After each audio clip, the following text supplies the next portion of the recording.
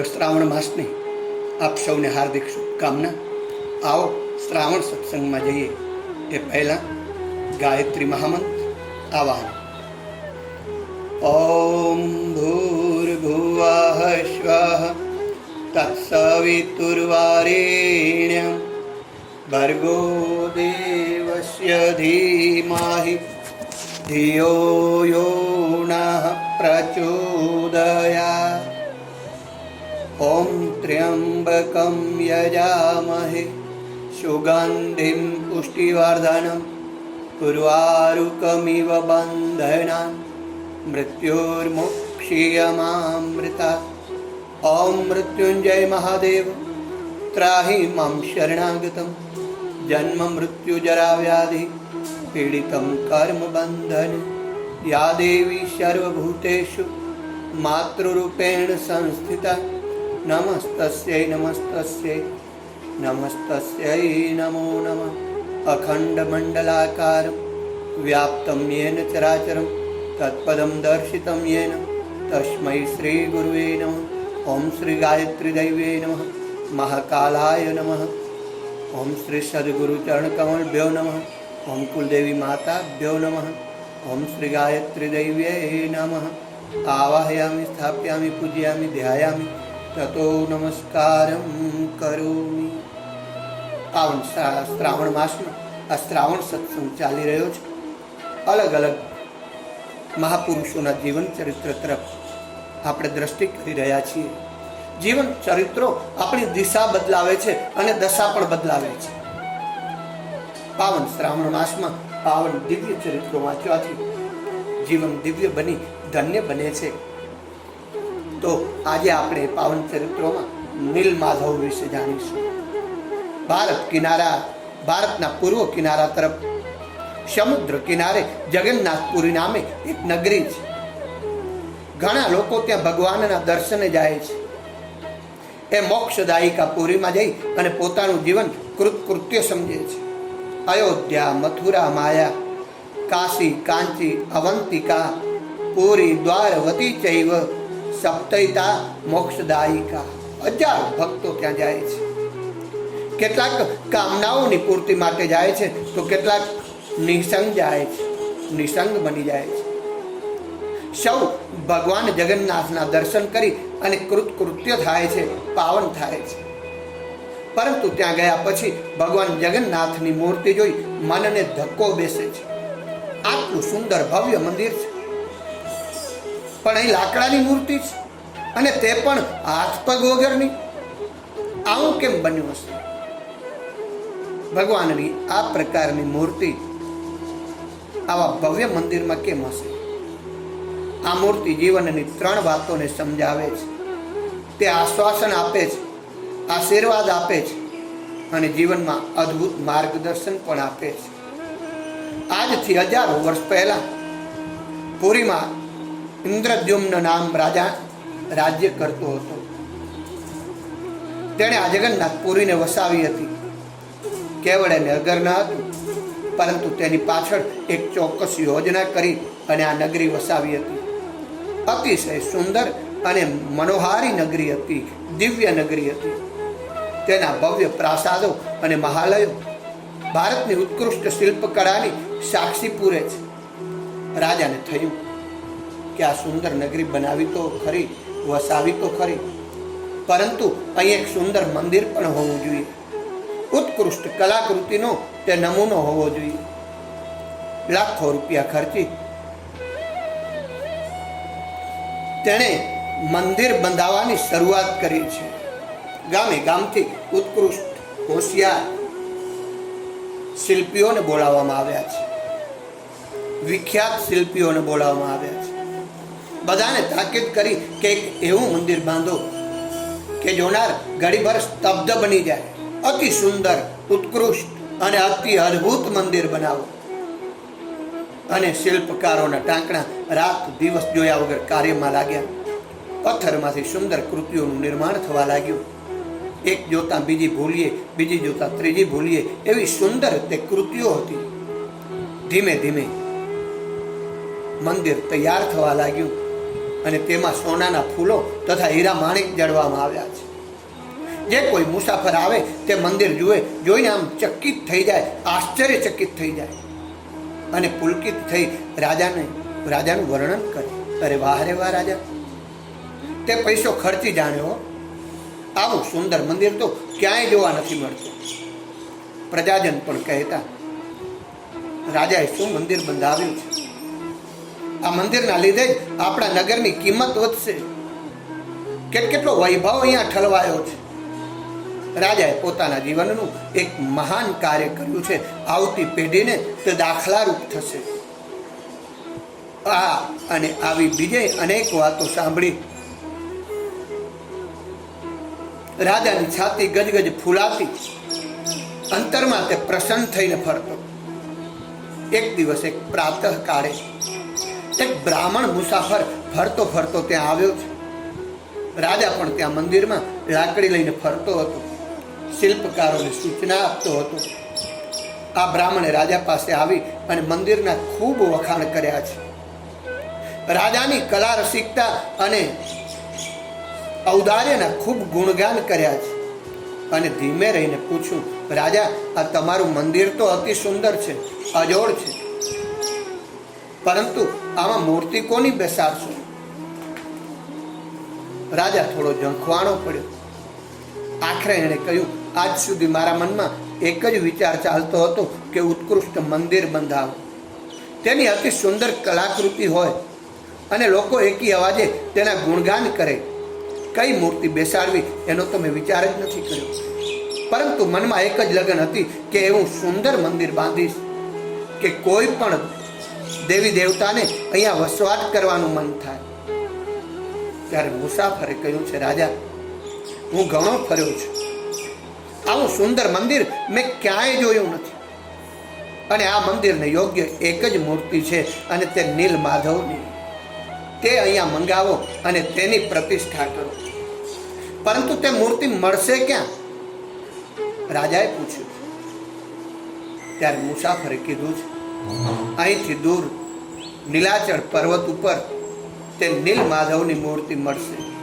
રાજા, તારા મંદિરમાં જો એ મૂર્તિ હોય ને તો પછી આ મંદિરની તો વાત જ શું કરવી? રત્નમ સમાગચ્છતુ કાંચનેન, રત્ન અને સોનાનો સંગમ જેમ દીપી ઉઠે તેમાં મૂર્તિથી તારું મંદિર, ભવ્ય મંદિર ઝળહળી ઉઠશે, દીપી ઉઠશે. રાજાએ નીલ માધવની મૂર્તિની શોધમાં ઠેક ઠેકાણે દૂતો અને પોતાના જાસૂસોને મોકલ્યા છે, પરંતુ બધા જ હતાશ થઈને પાછા ફર્યા છે. કોઈ ઠેકાણે નીલ માધવની મૂર્તિ જડતી નથી. રાજા પણ ચિંતિત થયો, ઉદ્વિગ્ન થયો છે. દૂતો અને જાસૂસો પણ થાક્યા છે. તેમની બુદ્ધિ હવે કામ કરતી નથી કે મૂર્તિ કેવી રીતે શોધી કાઢવી. રાજાએ ઢંઢેરો પીટાવ્યો કે જે કોઈ વ્યક્તિ નીલમાધવની મૂર્તિ લાવશે તે વ્યક્તિનું આજ સુધી ન થયેલું એવું ભવ્ય સન્માન થશે, એવી ભવ્ય બક્ષિસ મળશે. આખરે વિદ્યાપતિ નામના એક પ્રખર બુદ્ધિશાળી અને હોશિયાર જાસૂસે નીલમાધવની મૂર્તિ લાવવાનું બીડું ઝડપ્યું. ફરતો ફરતો તે નીલાચળ પર્વત પાસે આવ્યો. ત્યાં ભીલોની વસ્તી હતી. ફરતા ફરતા તેણે સબરોનું એક ટોળું જોયું. ખૂબ જ શાંતિથી અને પ્રેમથી તે લોકો રહેતા હતા. વિદ્યાપતિએ સબરોના પ્રમુખને પૂછ્યું કે ભાઈ, તમે આટલા પ્રેમથી રહો છો, સુખથી રહો છો, શાંતિથી રહો છો, એનું કારણ શું છે? તો કે નીલમાધવની કૃપા. ટૂંકમાં આ સબરે જવાબ આપ્યો છે. પરંતુ તમારો નીલમાધવ છે ક્યાં એ તો કોઈને ખબર નથી. જાસૂસને લાગ્યું કે હાથમાં આવેલો કોળિયો જશે કે શું. તે થોડો ઊંડો ઉતર્યો. પણ ભાઈ, તમે નીલમાધવની કૃપા કહો છો તો તેનું પૂજન પણ થતું તો હશે ને, કંઈક મંદિર તો હશે ને. જો પૂજન થતું ના હોય તો તેની કૃપા પણ ક્યાંથી મળે? ત્યારે વિશ્વાવસુ નામનો અમારા સબરોનો એક સરદાર છે, તે રોજ પૂજન કરે છે. તેના સિવાય તે સ્થળ બીજા કોઈને પણ ખબર નથી. આ ભાઈએ વાત કરી. વિદ્યાપતિ વિશ્વાસુરને ઘેર આવ્યો છે. તપાસ કરતા ખબર પડી કે વિશ્વાવસુ બહાર ગયો છે. આંગણામાં વિશ્વાવસુની છોકરી બેઠી હતી. તે શ્યામલ વર્ણની હતી. તેની આંખોમાંથી સૌંદર્ય ટપકતું હતું. ખીલતા પુષ્પ સમૂહ તેનું યૌવન વાતાવરણને ભરી નાખતું હતું. તેનું સૌંદર્ય જોઈ વિદ્યાપતિ ખૂબ ખુશ થયો છે. વિદ્યાપતિનો નાગરી શિષ્ટાચાર, તેની બોલવા ચાલવાની રસિકતા અને વાચાળતા જોઈ અને આ દીકરી પણ ખુશ થઈ છે. આંગણે આવેલા આગંતુકને પોતાને ત્યાં રાખી લેવાનું એને મન થયું છે. વિશ્વાવસુ બહારથી આવ્યો. આ છોકરીએ વિદ્યાપતિનો પરિચય આપતા કહ્યું, પિતાજી, આ બહુ સારા મહેમાન છે, આપણા કામમાં આવશે, તેને આપણે ત્યાં જ રાખી લો. બાપે પુત્રીની ભલામણ સ્વીકારી. વિદ્યાપતિને ખૂબ આદરથી આવકાર આપ્યો છે, સન્માન આપ્યો છે અને આદરથી પોતાને ત્યાં રાખ્યો છે. વિદ્યાપતિ યુવાન હતો. છોકરીનું પણ ખીલતું યૌવન હતું. બંને યુવાન હૈયા એકબીજા તરફ આકર્ષાયા છે. પરસ્પર ખેંચાણ થયું. વિદ્યાપતિને લાગ્યું કે આવી સુંદર, ચાલાક, હોશિયાર છોકરી જો જીવન સાથી હોય તો પછી સંસારમાં બીજું જોઈએ શું? અને સબર કન્યાને થતું કે આપણને આવો સરસ યુવાન નાગરિક મળ્યો છે, તેની સાથે રહી નાગરી જીવન જીવવાનું અહોભાગ્ય મળે તો કેટલું સારું. એ પ્રેમનો અંકુર વધવા માંડ્યો. તે ખીલ્યો, મોટો થયો અને બંને એકબીજાને સાથે લગ્ન ગ્રંથિથી જોડાવાનો કોલ આપ્યો છે. એક દિવસ વિદ્યાપતિએ સબર કન્યાને પૂછ્યું, તારા બાપા રોજ સવારે વહેલા ઉઠીને ક્યાં જાય છે? તો દીકરીએ કહ્યું, નીલમાધવની મૂર્તિનું પૂજન કરવા જાય છે. તો મને પણ તેના દર્શન કરાવને. વિદ્યાપતિએ લાડથી કહ્યું છે. અરે, એ નીલમાધવના દર્શન તો કોઈએ પણ કર્યા નથી. કોઈને પણ ખબર નથી કે તે ક્યાં છે. ફક્ત પિતાજી જાણે છે. અને બધી સબર પ્રજાના વતી તે પોતે રોજ તેનું પૂજન કરવા પણ જાય છે. જેના પ્રત્યે બધા સબરોને આટલો બધો ભાવ છે, લગ્ની છે, ખેંચાણ છે, જેની કૃપાથી આ બધા જ સબરો સુખી છે, તેના દર્શન તું મને ન કરાવે તો પછી તારો મારા પ્રત્યેનો પ્રેમ સાચો પ્રેમ નથી. તેના દર્શન દુર્લભ છે, તેથી તો તેના દર્શન કરવાની મારી પ્રબળ ઈચ્છા છે. તું સબરના સરદારની એકની એક કન્યા અને તારાથી આટલું પણ ના બને તો પછી હું માનીશ કે તારો મારા પ્રત્યે પ્રેમ ન હતો, ફક્ત પ્રેમનું નાટક હતું. પરંતુ બાપુજી કેમ કરીને માનશે? દીકરીએ કીધું. અરે ગાંડી, આપણે પરણીશું એટલે તારા પિતાએ મારા પિતા થવાના છે. આપણે ક્યાં જુદા છીએ? મારી સાથે સબર સરદાર આવો ભેદભાવ રાખે ખરા? બીજા દિવસે સવારે સબર કન્યાએ સરદાર પાસે હઠ પકડી કે આ વિદ્યાપતિને નીલમાધવના દર્શન કરાવો. તેના પિતાએ તેને ખૂબ સમજાવ્યું કે બેટા, આ વાતનો તું આગ્રહ છોડી દે, બીજું કંઈ પણ માન. આ નાગરી લોક છે, એમનો ભરોસો શું? પરંતુ છોકરી એકની બે નથી. ત્યારે સરદાર થોડો ઢીલો પડ્યો, કારણ પોતાની એકની એક દીકરી હતી, લાડકવાઈ હતી. નાની વયે એણે માતૃસુખ પણ ખોયું હતું. તેણે એને માતૃ પ્યારથી અને મમતાથી ઉછેરીને મોટી કરી હતી. આ છોકરીના આધારે તો તે જીવતો હતો. બહારથી આવીને છોકરી જોતો એટલે એનો બધો જ થાક ઉતરી જતો હતો. આ કન્યા તેનું સર્વસ્વ હતી એમ કહી શકાય. તેનું જીવન હતી, તેનો પ્રાણ હતી. તેને ના કેમ પડાય? આખરે પુત્રીની હઠને તે વશ થયો અને તેણે વિદ્યાપતિને નીલમાધવના દર્શન કરાવવાની ખાતરી આપી. પરંતુ તેનું અનુભવી મન વિદ્યાપતિમાં વિશ્વાસ મૂકવા તૈયાર ન થયું. તેણે કહ્યું, હું વિદ્યાપતિને નીલમાધવના દર્શન કરાવું, પરંતુ મારી એક શરત છે, અને તે કે આખા રસ્તે તેની આંખે હું પાટા બાંધી દઈશ. તેને આ જો શરત કબૂલ હોય તો આવતીકાલે ભલે સવારે મારી સાથે આવે તો તૈયાર કરજે. અને સબર કન્યાએ વિદ્યાપતિને શરત કહી.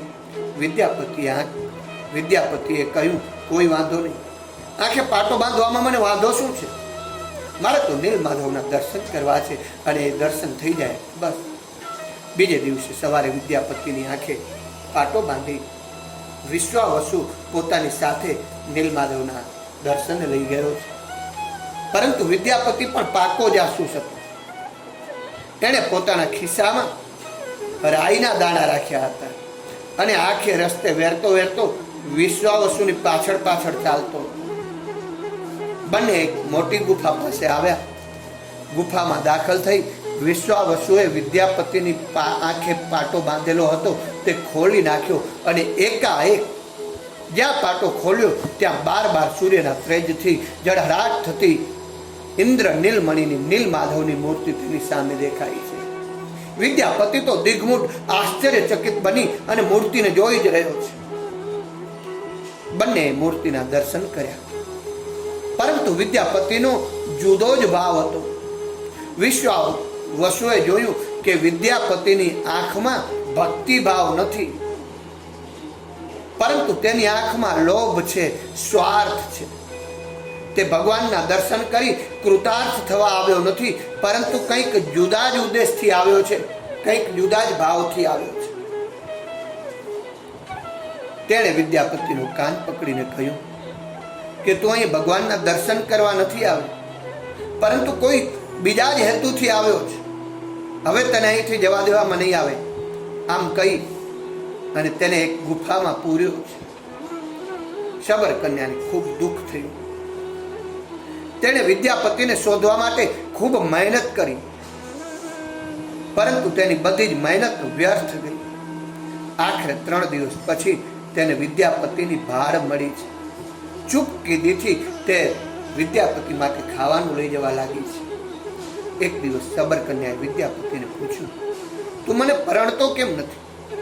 વિદ્યાપતિએ કહ્યું કે હું બંધિત છું. તને ક્યાંથી પરણી શકું? તને ખબર નહીં હોય, પરંતુ અમારા રાજા કોઈને ન મળે એવું સન્માન મારું કરવાના છે. આજ સુધી કોઈને એવું સન્માન ન મળ્યું હોય, અને ઘણી મને મોટી બક્ષિસ પણ આપવાના છે. આ પછી હું તને લેવા આવીશ. વાંચ્યા ગાત્યા આપણે પરણીશું અને આપણો સંસાર સુખી કરીશું. શબરકન્યા પોતાના સંસારના સંગીન સ્વપ્ન જોતી બેઠી. તેને થયું કે વિદ્યાપતિની વાત સાચી છે. તે ઘણું ધન બક્ષિસમાં મેળવશે અને પછી મને તેડવા માટે આવશે. એ દીવા સ્વપ્નો જોતી શબરકન્યાએ પોતાના સ્વપ્નો જલ્દી મૂર્તિમંત થાય એટલા માટે વિદ્યાપતિને ગુફામાંથી બહાર કાઢ્યો છે, અને ખૂબ ભારે હૃદયે આ વિદ્યાપતિને વિદાય આપી છે. વિદ્યાપતિએ આશ્વાસન આપતા કહ્યું કે તું ખાતરી રાખ, હું બહુ જલ્દીથી પાછો આવીશ અને તારું પાણી ગ્રહણ કરીશ અને તને લઈ જઈશ. વિદ્યાપતિ હવે જગન્નાથપુરી પાછો આવ્યો છે. ઇન્દ્રદ્યુમ્ન તેની ખૂબ જ ઉત્સુકતાથી રાહ જોઈતો હતો, અને રાજાએ પૂછ્યું છે, આટલો બધો વખત ક્યાં રહ્યો? નીલમાધવની મૂર્તિ જડી કેવી છે? અરે રાજા સાહેબ, અદ્ભુત દિવ્ય મૂર્તિ છે. આપણા મંદિરને શોભે તેવી મૂર્તિ છે. રાજાએ ઉપરા ઉપરી પ્રશ્નોની જ્યારે જડી વરસાવી ત્યારે આ વિદ્યાપતિએ જણાવ્યું છે, મહારાજ, મૂર્તિ તો મળી છે, ખૂબ જ અતિશય દેદીપ્યમાન છે, ખૂબ સુંદર છે. જાણે 12 સૂર્યનો પ્રકાશ ના હોય એવા જળહળા પ્રકાશ થાય છે. આવી મૂર્તિ આજ સુધી થઈ નથી અને થવાની પણ નથી, પરંતુ રાજા તે મેળવવી અશક્ય છે. અશક્ય? ઇન્દ્રદ્યુમ્નને અશક્ય એવું કાંઈ જ નથી. બોલ, શું અગવડ છે? પ્રભુ, તે મૂર્તિ સબરના સરદાર વિશ્વાવસુના કબજામાં છે, અને તે એક ગુફામાં છે, અને તેનો રસ્તો કોઈને ખબર નથી. મેં યુક્તિથી જાણી લીધો છે, પણ શું? આપણું બધું સૈન્ય લઈને જા અને તરત જા, અને સબારોનો પરાભવ કરીને તું એ મૂર્તિ જલ્દીથી લઈ આવ. આપણું મંદિર મૂર્તિ વગર સોનું ભાસે છે. વિદ્યાપતિ સૈન્ય સાથે નીલાચળ પર્વત ઉપર ગયો. તેણે રાઈના દાણા નાખ્યા હતા. ત્યાં આગળ રાઈના નાના નાના છોડ ઉગ્યા હતા. એ છોડના એ દાણે તે ગુફા પાસે આવ્યો છે. પૂરા સૈન્ય સાથે ગુફામાં દાખલ થયો તો નીલમાધવની મૂર્તિ ત્યાં ન હતી, અંતર્ધ્યાન થઈ ગઈ હતી. વિદ્યાપતિ પાછો ફર્યો. રાજાને આ બધી વાતોથી વાકેફ કરી અને કહ્યું છે, એ મહારાજ, નીલમાધવની મૂર્તિ તો અદ્રશ્ય થઈ ગઈ છે. જે ગુફામાં હું જોઈ આવ્યો હતો ત્યાં છે જ નહીં. રાજા પણ ખૂબ ઉદ્વિગ્ન થયો છે. આટલું સુંદર મંદિર બનાવ્યું છે, ઇન્દ્રને પણ શરમ આવે એવો એનો વૈભવ છે. અમરાવતીમાં પણ આવું મંદિર હશે કે નહીં તેની શંકા જ છે. અને આવા મંદિરમાં ભગવાનની મૂર્તિ નહીં. આમ વિચારતો ઉદ્વિગ્ન મને તે રાજા દરિયા કિનારે બેઠો હતો અને ત્યાં એને ભગવાન નીલમાધવનું દર્શન થયું છે. અને રાજાને કહ્યું છે, હે રાજા, તું તારા અહંકારના જોડે એ મૂર્તિને તું લેવા માંગતો હતો, તેથી તે મૂર્તિ ત્યાંથી અદ્રશ્ય થઈ છે. સબરોનો ભાવ તારી પાસે ન હતો. તારે તો જેમ એકાદ સંગ્રહાલયમાં ઉત્કૃષ્ટ નમૂનો રાખ્યો હોય એમ તારા મંદિરમાં મારી મૂર્તિ રાખવી હતી. પરંતુ તારું ધ્યાન રાખજે. અહંકાર અને મિજાજથી તું મને લઈ જવા માંગતો હોય તો હું કદાપી તારા મંદિરમાં આવીશ નહીં. ત્યારે રાજાએ કહ્યું છે, પણ પ્રભુ, ત્યારે તમે કઈ રીતે આવશો? તમારે આવવા માટે મારે શું કરવું પડશે? નીલમાધવ ગયા તે ગયા, હવે તે પાછા ના આવે. આમ રડીને ભગવાન આવતા નથી. તમે અહંકારથી પણ ભગવાન આવતા નથી.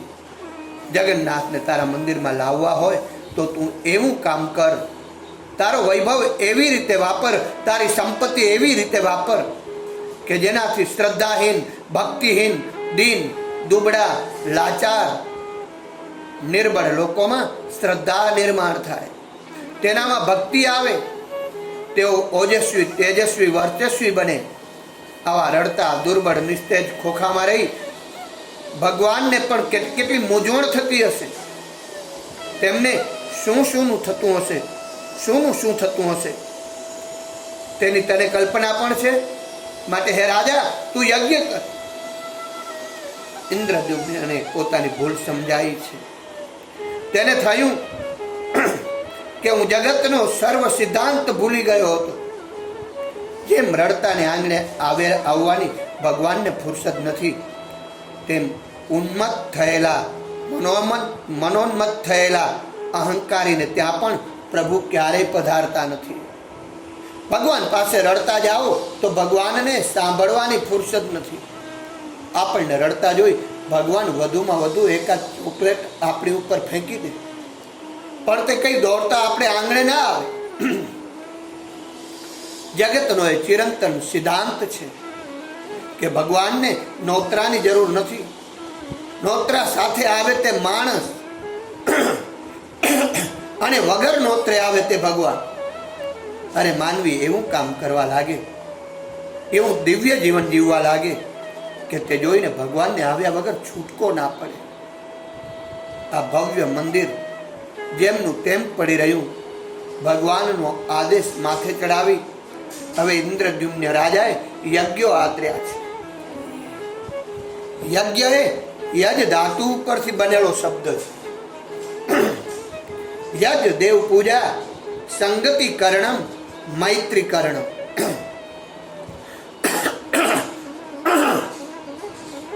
ખરી રીતે યજ્ઞમાં એક બ્રહ્મા હોય, તેનું મુખ્ય બ્રાહ્મણ અને બીજા 100-200 બીજા બ્રાહ્મણો હોય. યજ્ઞ માટે આવે.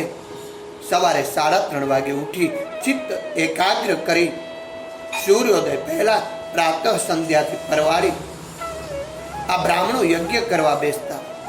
પ્રત્યેક બ્રાહ્મણ અગ્નિ પાસે રહેતો. આ અગ્નિમાં સમિધ મુકાતો. આ અગ્નિ પરણ્યા પછી ગ્રહસ્થાશ્રમ માંડે અને ત્યારે જ ઘરમાં સતત પ્રજ્વલિત રાખવાનું અને મૃત્યુ વખતે પણ આ જ અગ્નિ સ્મશાનમાં લઈ જવાનું. અગ્નિ નય સુપથારાય અસમાન યજમાનો હવીરભિ. હે અગ્નિ, તું અમને સુપથે લઈ જા. આ ભાવનાને બદલે આજે છાણા સળગાવી અગ્નિ પાડે, અને તે પણ એકાદ ભાઈ બીડી પીતા હોય તેની પાસેથી કાંડીની પેટીને અગ્નિ પાડે અને દોણીમાં મૂકી અર્થી સાથે લઈ જાય. આવી રીતે અગ્નિ લઈ જવાનો કોઈ અર્થ નથી. વાસ્તવિક ઘરમાં અગ્નિ સ્થાપિત હોવો જોઈએ. તેનું સતત નિત્ય પૂજન થવું જોઈએ.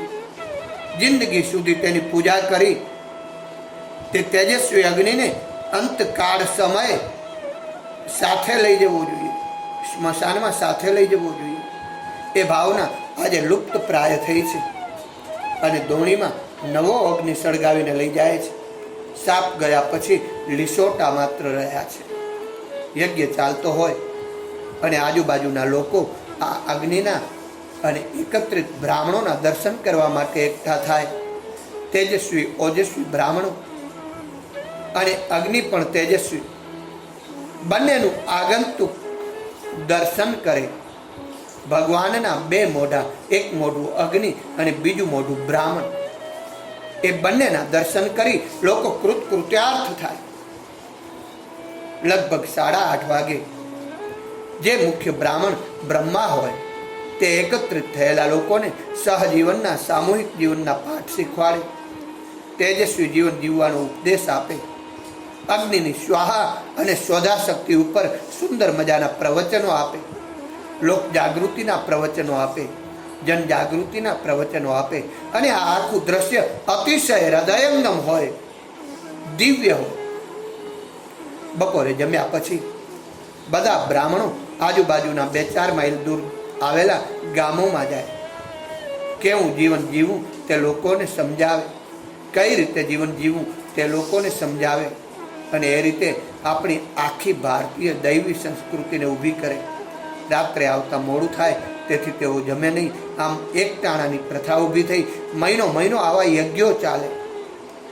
આ યજ્ઞોના પરિણામે લોકો સુસંસ્કૃત થતા ગયા, તેમનું જીવન દૈવી બનતું ગયું.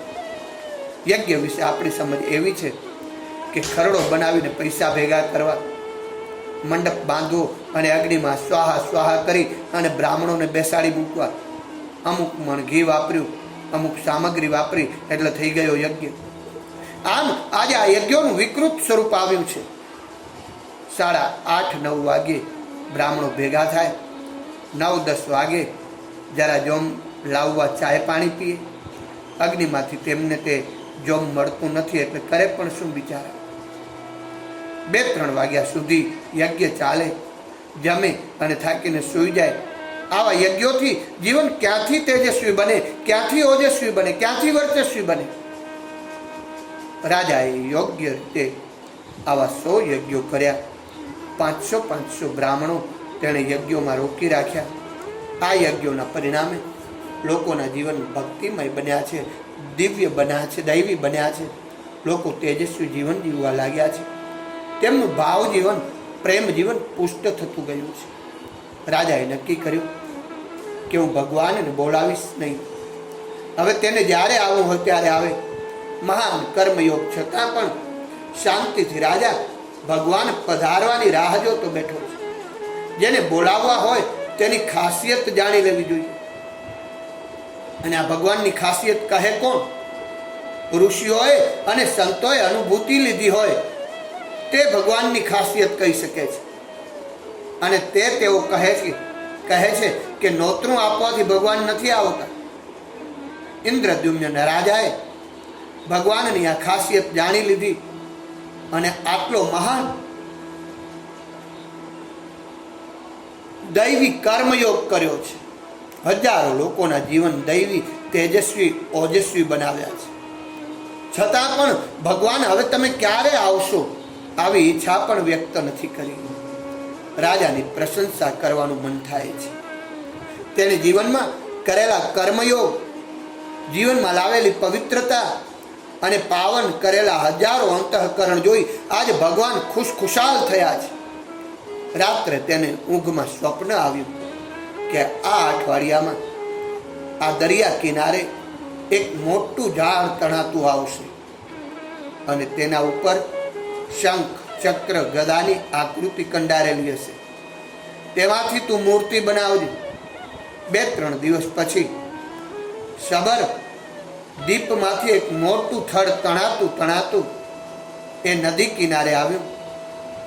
થડની રાહ જોતા ફરતા દૂતોએ રાજાને સમાચાર આપ્યા છે કે એક થડ આવ્યું છે, શબરદીપમાંથી આવ્યું છે. રાજા થડને જોઈ બહુ ખુશ થયો. પોતાનું કર્તૃત્વ ભગવાન ખુશ થઈ, પોતાનું કર્તવ્ય જોઈ, પોતાની કર્તવ્ય પરાયણતા જોઈ આજે ભગવાન ખુશ થઈ અને પોતે પધાર્યા છે. થડને ભાવપૂર્વક પગે લાગ્યો છે રાજા. ધન્ય છે રાજાના કર્તવ્ય યોગને, કર્મયોગને. ધન્ય છે એની નિષ્ઠાને. આટલું સુંદર ભવ્ય મંદિર ખાલી પડ્યું છે, છતાં તેમાં મૂર્તિ પધરાવતું નથી. કામ ચલાવવું એટલે કે ટેમ્પરી એકાદ મૂર્તિ પધરાવવી, બીજી મળે ત્યારે તેનું વિસર્જન કરવું અને પછી કાયમની મૂર્તિની પ્રાણ પ્રતિષ્ઠા કરવી. એમ ન કરતા તેણે મંદિર આજ સુધી ખાલી જ રાખ્યું છે. એકને શ્રદ્ધાથી કે ભગવાન પોતે આવશે. લોકોની તેણે કેટલી ટીકાઓ સાંભળી હશે, પરંતુ તેનો વિચાર તેણે ન કર્યો. પોતાનો બધો જ વૈભવ, પોતાની બધી જ શક્તિ પ્રભુ કાર્યમાં લગાડી છે, સ્વાહા કરી છે. ધન્ય છે તેની નિષ્ઠાને, ધન્ય છે તેની મક્કમતાને, ધન્ય છે તેની અડગતાને અને ધન્ય છે તેના મહાન કર્તવ્ય યોગને, કર્મયોગને. તીર્થો થાય ત્યારે તેની પાછળ આવું પ્રામાણ્ય, સાયલન્સ હોય છે. તો જ તીર્થ બને છે. થડને મંદિરમાં લાવ્યા પછી તેમાંથી મૂર્તિ બનાવવા માટે કારીગરોને રાખ્યા છે. પરંતુ આશ્ચર્યની વાત તો એ હતી કે કારીગરો હથિયાર ચલાવવા જાય પણ હથિયાર ચાલે જ નહીં. બધા હતાશ થયા. કેટલાય કારીગરો આવી ગયા, કેટલાય મૂર્તિકારો આવી ગયા, પણ કોઈ પણ હથિયાર તે વૃક્ષ ઉપર, એ થડ ઉપર ચાલતું જ નથી. આટલી તપશ્ચર્યા પછી માંડ પ્રભુની ઈચ્છા મુજબ એક દૈવી થડ આંગણે આવ્યું. પ્રભુ કૃપાથી આવ્યું, પરંતુ તેની ઉપર હથિયાર જ ચાલતું નથી. હોઠે આવેલો કોળિયો પડી જાય અને જે સ્થિતિ થાય ત્યાં જ આ બધાની થઈ છે, રાજાની પણ થઈ છે. રાજાને થયું કે શું મારું એટલું બધું કમભાગ્ય છે, હજુ પણ પ્રભુ પધારતા નથી. પરંતુ તેને મનમાં સમાધાન વાળ્યું કે ભગવાનને જો મારો કર્મયોગ સારો લાગ્યો હશે તો તે જરૂર આવશે. મક્કમતાથી તે પોતાના વિચારને વળગી રહ્યો છે. માથી વિખૂટા પડેલાને મા પાસે લઈ જવાના આ કર્મયોગમાં તે મચી રહ્યો છે. અને થોડા જ દિવસમાં એક વૃદ્ધ કારીગર ત્યાં આવ્યો છે. આંખે પૂરું દેખાતું પણ નથી. એ કારીગર કહે, રાજા, હું આ થડમાંથી મૂર્તિ બનાવીશ. લોકોને થયું કે આટલા તેજસ્વી કારીગરો કંઈ કરી શક્યા નહીં, અનુભવી કારીગરો કંઈ કરી શક્યા નહીં. અને ત્યાં ઘરડો આંધળા જેવું, પૂરું શક્તિવાન પણ નથી. આવો આ કારીગર આ વળી શું કરી શકવાનો હતો? પરંતુ રાજાને તેનામાં વિશ્વાસ બેઠો. રાજાએ વૃદ્ધ કારીગરને થડ સુપ્રત કર્યું છે. આ વિશ્વનો કારીગર પણ વૃદ્ધ જ છે ને. તે વૃદ્ધ કારીગર કહે છે, હે રાજા, હું 3 અઠવાડિયામાં ભગવાનની મૂર્તિ બનાવી આપીશ, પરંતુ મારી શરત એક છે કે 21 દિવસ સુધી આ ગભારાના એટલે કે આ મંદિરના બારી બારણા બંધ રાખવા, અને એ બંધ બારણામાં જ, એ બંધ ગભારામાં જ હું મારી મૂર્તિ ઘડીશ, કોઈએ ખોલવું નહીં. લોકો તેની આ શરતથી આમ શંકાશીલ વધુ બન્યા છે. બારી બારણા બંધ રાખી આ કારીગર મંદિરનું ઝવેરાત અને સોનાના ફૂલો વગેરે કાઢી તો નહીં લે ને? શંકા ગઈ છે. પરંતુ રાજાને આ વૃદ્ધ કારીગર ઉપર પૂર્ણ વિશ્વાસ હતો. તેનું નામ અનંત હતું. તેને થડ સુપ્રત કર્યું. મંદિરના બારી બારણા બંધ કર્યા, એને તાળું મારી દેવામાં આવ્યું. અનંત કારીગરે પોતાનું ટાંકણું લઈ થડમાંથી ભગવાનની મૂર્તિ ઘડવાની શરૂઆત કરી છે. લોકોને થયું રાજા ખૂબ ડાયો છે, પ્રજાપ્રેમી છે, પરંતુ આવી મૂર્ખાઈ કેમ કરે છે? આ રીતે બંધ બારી બારણે તે કોઈને કામ સોંપાતું હશે ખરું? પરંતુ રાજાને મોઢામોઢ કોણ કહે? ગલીએ ગલીએ અને ચૌટે ચૌટે આજે રાજાની ટીખડી કરતા બેઠા છે. લોકો નિંદા કરે છે. ઘેર રાણી પણ, આ રાજાની રાણી પણ સંશયગ્રસ્ત બની. રાજાને રોજ મેણું મારે છે. માણસ બધા પાસે મક્કમ રહી શકે છે, દરેકની પાસે મક્કમ રહી શકે છે, પણ ઘરવાળી મેણું મારે ત્યારે મક્કમ રહેવું બહુ કઠણ છે. સ્ત્રીને ભગવાને શક્તિ આપી છે, એ મન ઉપર લે તો ચોક્કસ ધણીને બદલાવી શકે. અને એક દિવસ ઘરવાળી ધણી પાસે, રાજા પાસે પોતાની આ વાત મૂકે છે. ન માને તો બીજા દિવસે જરા નખરા કરે. નથી માનવાના ને. અને પુરુષની હિંમત નથી કે ઘરવાળીને ના કહી શકે. ઇન્દ્રદ્યુમ્ન રાજાની રાણીએ પણ આ રીતે રાજાને રોજ રોજ એકને એક વાત કહેવા માંડી, નવી નવી રીતે કહેવા માંડી. તમે તો અહીંયા નિરાતે બેઠા છો, પરંતુ પેલો બંધ બારણે કોને ખબર સોનું શું કરતો હશે? સોનાને ફૂલો અને ઝવેરાત જો કાઢી લેશે તો? રોજની આ ટકટકથી રાજાની મક્કમતા ઢીલી પડી છે. 7મે દિવસે રાજા કહે, તારી વાત વખતે સાચી પણ હોઈ શકે. રાણીએ મક્કમતા ખેંચી લીધી અને રાજાએ મંદિરના દરવાજા ખોલવાની આજ્ઞા આપી. 7મા દિવસે મંદિરના બંધ દરવાજા ખોલ્યા છે. તપાસ કરી તો જણાયું કે એક પણ ફૂલ કે ઝવેરાત જરા પણ આગુ પાછું ન થયું હતું. ગાભારો ખોલ્યો તો હાથ પગ વગરની એક મૂર્તિ ત્યાં પડી હતી. તેને ફક્ત માથું હતું, મોઢું ન હતું. અંદર તપાસ કરી તો જણાયું કે અનંત કારીગર ત્યાં ન હતો, તે અદ્રશ્ય થઈ ગયો હતો. રાજાને ખૂબ દુઃખ થયું છે. તેણે કહ્યું, પ્રભુ, મારા મંદિરની મૂર્તિ ઘડવા તમે ખુદ આવ્યા, અને મેં પણ અકર્મીએ તમારામાં વિશ્વાસ ન રાખ્યો. શરૂઆતમાં હું અહંકારી બન્યો હતો, અને આજે મેં તારામાં વિશ્વાસ ન રાખ્યો. તેની આંખ આંસુથી ભીંજાય છે. રાજા ગદગદિત થઈ ગયો છે. આ સ્વરે પ્રભુને યાદ કરવા લાગ્યો છે. અને તે વખતે એક આકાશવાણી થઈ, આ મહાન કર્મયોગીનું મંદિર છે, તેમાં તું આ મૂર્તિની પ્રાણ પ્રતિષ્ઠા કર. આ મૂર્તિ લોકોને આશીર્વાદ આપશે, જીવનમાં આશ્વાસન આપશે, અને શરણે આવેલાને માર્ગદર્શન આપશે. મારે કંઈ જ લેવાનું નથી, તેમજ કંઈ આપવાનું નથી, તેથી હાથ નથી. અહીંથી ક્યાંય જવાનું નથી, તેથી પગ નથી. ફક્ત જોવાનું છે, તેથી આંખો છે. કર્મયોગીને આ મૂર્તિ માર્ગદર્શન, આશીર્વાદ અને આશ્વાસન આપે છે. આજે હજારો વર્ષોથી જગન્નાથપુરીમાં ભગવાન બેઠા છે. આ ઉપદેશાત્મક મૂર્તિ છે. તે આપણને સમજાવે છે કે જેણે પણ પ્રભુનું કાર્ય કરવું છે, કામ કરવું છે, તેણે અહંકાર ક્યારેય ન રાખવો જોઈએ. ભગવાનનું કામ કરશો ત્યારે લોકો, ઘરવાળી, સમાજવાળા એ કાર્યમાંથી તમને ખસેડશે. દોસ્તારો, મિત્રો કહેશે કે વાતમાં કંઈ માલ નથી, પરંતુ આપણે પ્રભુ કાર્યમાંથી ચ્યુત ન થવું જોઈએ, અડગ મનને ડગાવવું ન જોઈએ. જગન્નાથપુરીમાં ભગવાનના દર્શન કરવા માટે તમે ઊભા રહો. તે મૂર્તિ પાસેથી તમે માર્ગદર્શન લો કે ભગવાન મિજાજથી નથી આવતા, તેમજ રડીને કાલાવાલા કરીને પણ નથી આવતા. તમે એકા દૃષ્ટ પુષ્ટ બચ્ચાને રમાડશો, પરંતુ નાકમાં લીટ નીકળે, હાથ પગ દોરડી જેવા અને પેટ મોટું હોય એવા રડતા બાળકને તમે પણ હાથમાં લેશો નહીં. તેમ ભગવાન પણ રડતા બાળકોને,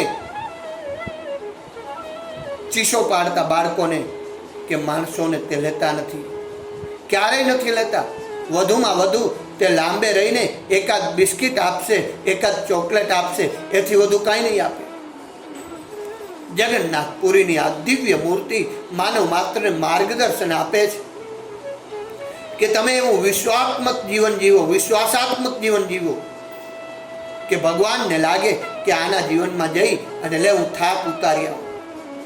વગર બોલાવે ભગવાન આવે એવો કર્મયોગ કરશો ત્યારે બીજા લોકો એ કર્મયોગમાંથી ચલિત કરવા ખૂબ પ્રયત્ન કરશે, અને પહેલા જ પરિવારવાળા પ્રયત્ન કરશે, સમાજવાળા પ્રયત્ન કરશે, પાડોશી પ્રયત્ન કરશે. પરંતુ મક્કમપણે અડગપણે તમે કર્મયોગમાં વળગી રહેજો. જે માણસ આમ રહે તેના હાથમાં જ મુક્તિ છે. જગન્નાથપુરીમાં ભગવાનની મૂર્તિને હાથ નથી. ભગવાનને આપણી પાસેથી કાંઈ લેવું નથી, તેમજ કાંઈ આપવું પણ નથી. ફક્ત આંખથી જોવું છે. અને ભગવાન આંખથી શું જુએ છે? ભગવાન આંખથી આપણા હૃદયના ભાવ જોવાના છે. ભગવાન આપણા હૃદયનો ભાવ તપાસે છે.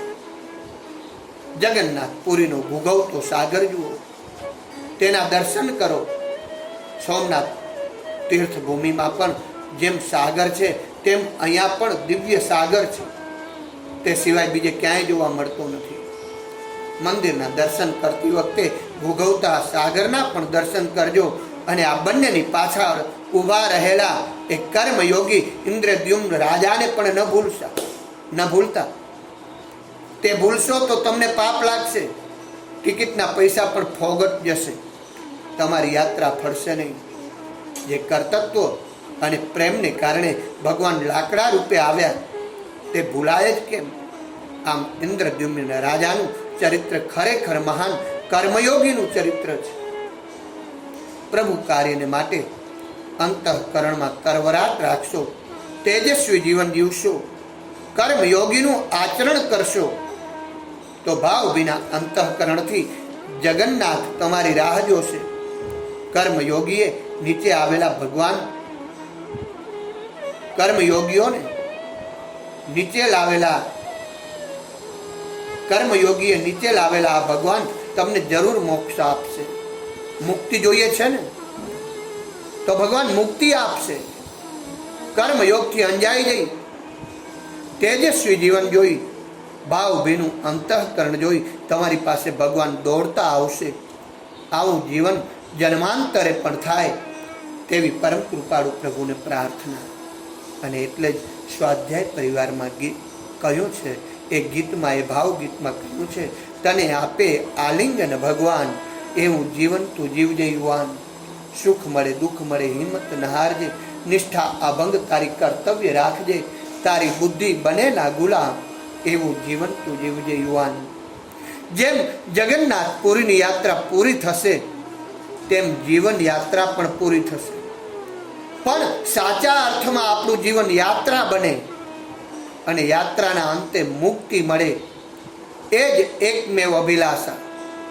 જે ક્રિયાથી ઇન્દ્રદ્યુમ્ને જગન્નાથને બોલાવ્યા, તે શક્તિ અને કિમિયો ભગવાન આપણને પણ આપે.